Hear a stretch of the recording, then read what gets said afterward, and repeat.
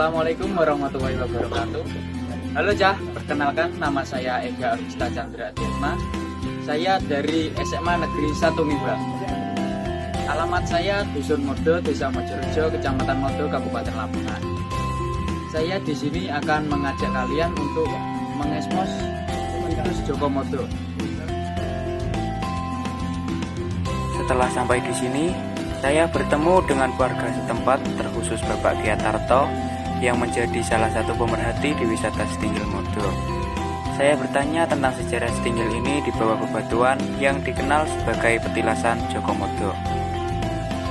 Petilasan ini dahulu kala dikenal sebagai tempat menggembala kerbau oleh Joko Modo dan teman-temannya.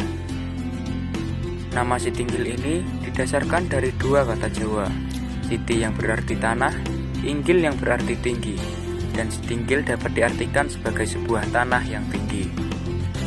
Lokasi Setinggil ini berada di Dusun Bendo, Kecamatan Modo, Kabupaten Lamongan.